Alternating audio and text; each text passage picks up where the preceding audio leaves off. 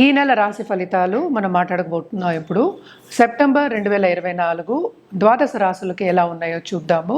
First రాశి ఫలితాలు అంటేనే మనం మాట్లాడుకునేది ఏంటంటే గోచారం మాట్లాడుకోవాలి.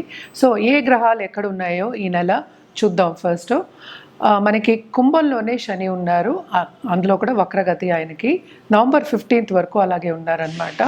మనకి మీనంలో ఏమో రాహు ఉన్నారు, అలాగే కన్యలో ఏమో మనకి కేతు ఉన్నారు, అలాగే జూపిటర్ మోస్ట్ ఇంపార్టెంట్ గ్రహం, అంటే అన్నిటికీ బ్లెస్సింగ్స్ కావాలి కదా, గురు బ్లెస్సింగ్స్ కావాలి కనుక గురుడు మనకి మోస్ట్ ఇంపార్టెంట్ గ్రహం అవుతారు. ఆయనేమో మనకి వృషభంలో ఉన్నారు.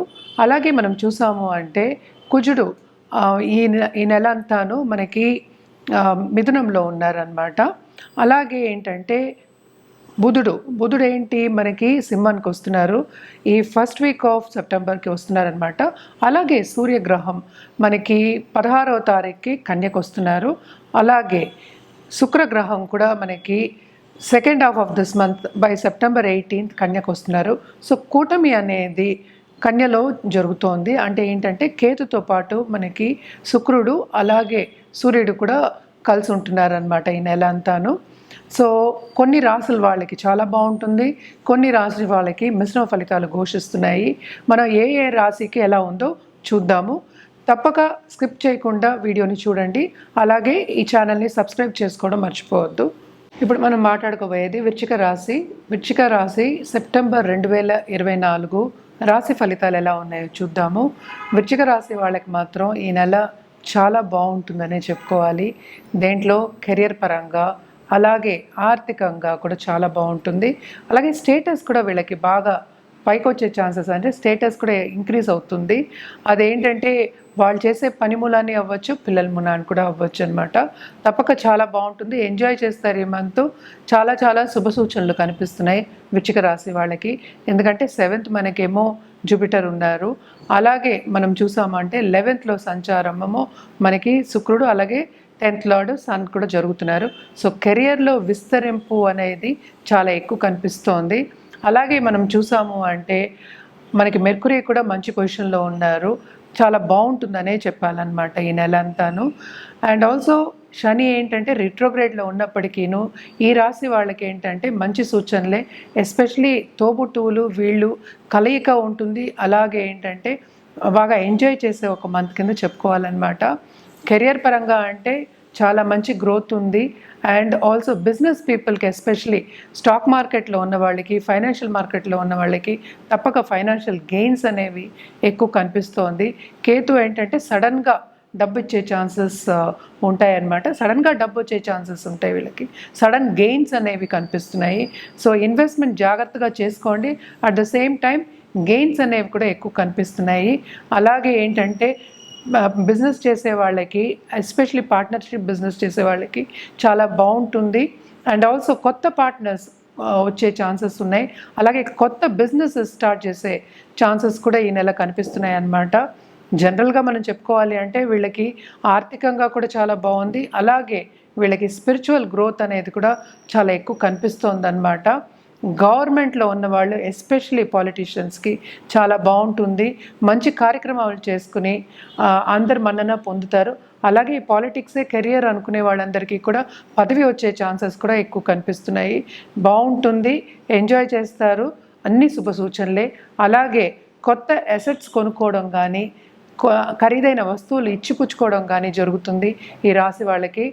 అండ్ ఆల్సో ఏంటంటే దాంపత్య జీవితంలో కూడా ఈ నెల కొంత అనుకూల పరిస్థితి ఉంటుంది అని చెప్పుకోవాలి.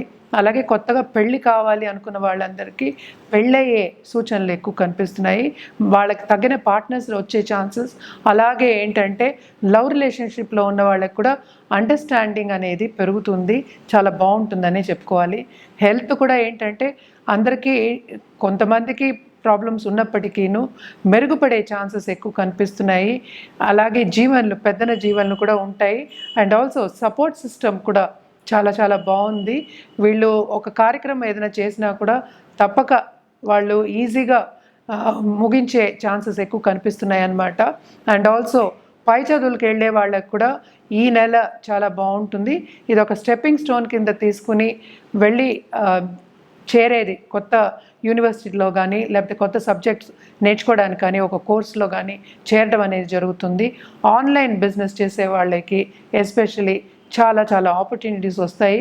బాగుంటుంది, శుభ సూచనలే. మనం ఇప్పుడు పరిహారాల విషయానికి వస్తే కనుక తప్పక శని గ్రహానికి పరిహారం చేయడం అనేది వెరీ వెరీ ఇంపార్టెంట్.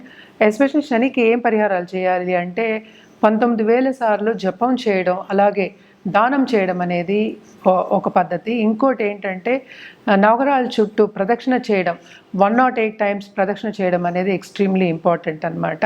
అలాగే లక్ష్మీ గణపతి హోమాలు చేయడం కానీ, లక్ష్మీ గణపతికి పూజ చేయడం కానీ ఎవ్రీడే ఎక్స్ట్రీమ్లీ ఇంపార్టెంట్ అనమాట. ఎందుకంటే ఆర్థికంగా కొంత ఇబ్బందులు వస్తాయి కనుక, అవన్నీ ఆబ్స్టకల్స్ కూడా వస్తూ ఉంటాయి కనుక తప్పక ఇవన్నీ నివారణ చేసుకోవాలంటే ఇవన్నీ చేయాలి.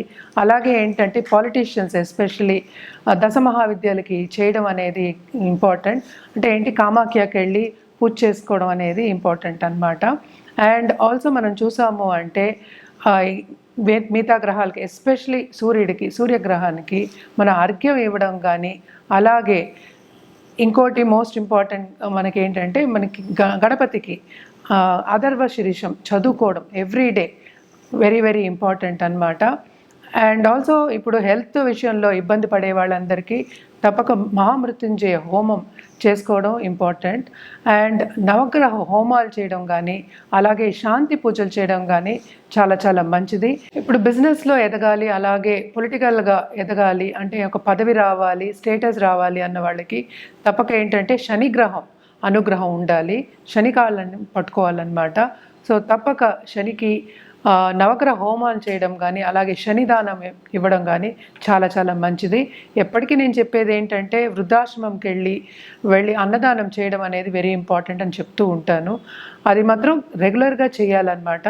శనికి ఏంటంటే ఆయన ఆయుకారకుడు, అలాగే ఏంటంటే కర్మకారకుడు కనుక తప్పక ఈ పరిహారాలన్నీ చేయడం అనేది మంచిది. అందరూ చేయొచ్చు ఈ పరిహారాలు, అది రెగ్యులర్గా చేయాలి, ఒకసారి చేసేసి వదిలేయడానికి కాదనమాట. సో రెగ్యులర్గా చేసినప్పుడు మనకి పాజిటివ్ రిజల్ట్స్ అనేవి ఎక్కువ వస్తూ ఉంటాయి. అలాగే ఏంటంటే పొలిటికల్గా ఎదగాలి అన్నవాళ్ళు, నేను ఇందాక దశమహావిద్యాల గురించి చెప్తూ ఉన్నాను, బగళాముఖి హోమం అనేది చేయొచ్చు. అలాగే ఏంటంటే చాలామంది మనం పొలిటీషియన్స్ మనం చూస్తూ ఉంటాం కూడా, రాజశ్యామల యాగం అనేది చేస్తూ ఉంటారు. యజ్ఞయాగాలు చేయడం అనేది చాలా మంచిది. మనమేమో నెలకి మాట్లాడుకుంటున్నాం కనుక మనం హోమాల వరకు ఆపుకున్నాం అనమాట. లేకపోతే యజ్ఞయాగాలు అనేది తప్పక చేయాలి. చేస్తే ఏంటంటే మనకి ప్లస్కి ప్లస్ చేకూరుతుంది కనుక తప్పక డబుల్ ప్రమోషన్ అనేది తప్పక ఉంటుంది. అలాగే పాజిటివ్ రిజల్ట్స్ అనేవి ఎక్కువ చేకూరుతాయి. అలాగే ధనం వచ్చే, సంపద వచ్చే ఛాన్సెస్ ఎక్కువ కనిపిస్తున్నాయి అన్నమాట. తప్పక బగళాముఖి అనేది పొలిటికల్గా వాళ్ళు ఎదగాలి అన్న వాళ్ళు చేయడం అనేది చాలా మంచిది. ఎస్పెషలీ కామాఖ్యకి వెళ్ళి చేసుకోవచ్చు. అలాగే ఏంటంటే మనకి చెప్పారంటే కూడా మన దగ్గర పురోహితులు కూడా ఉన్నారు. సో ఈ యాగాలు కానీ లేకపోతే పూజలు కానీ ఏదైనా ఒక సొల్యూషన్ కానీ ఒక రెమెడీ చేయాలి అన్నా కానీ జాతక రీత్యా జాతకం చూసిన తర్వాత చెప్పడం జరుగుతుంది. అలాగే ఏంటంటే చేయించడం కూడా జరుగుతుందన్నమాట. తప్పక సంప్రదించండి.